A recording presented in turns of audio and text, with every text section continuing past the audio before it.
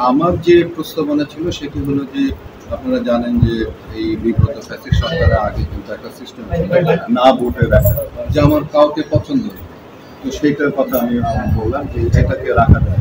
তো এটা তারা বলেছে হ্যাঁ এটা একটা ভালো প্রস্তাব, না ভোটের একটা সিস্টেম থাকবে। আরেকটি কথা যেটি বলেছে যে এখানে মনে করেন যে কেউ মানে কারোর প্রতি অন্যায় হলো, তো তারপরে সে মামলা করার পর দেখা গেল যে মানে এই মামলা নিষ্পত্তি হতে হতে টার্মে চলে গেল, তা তাহলে ওই লোকটা তো কোনো বিচার পেল না। তা আমি তাদেরকে প্রস্তাবনা দিলাম যে আপনাদের মধ্যে একটা মানে বিচারের একটা ব্যবস্থা যদি রাখা যায়, যে তারাই এই নির্বাচন কমিশনই এটা বিচার, তো বিচার করে যেন দ্রুততার সঙ্গে রায় দিতে পারে, যাতে ওই লোকটি যেন ডিপ্রাইভ যেন না হয়, সে যেন তার অধিকার যেন ফিরে পেতে পারে।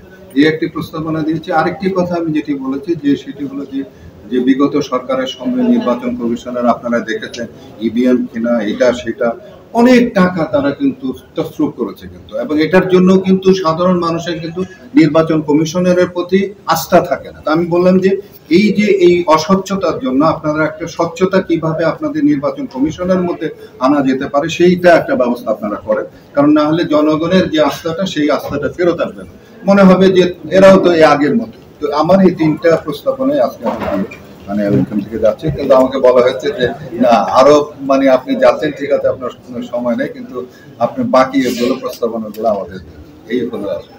ধন্যবাদ সকলকে, ভালো থাকবেন।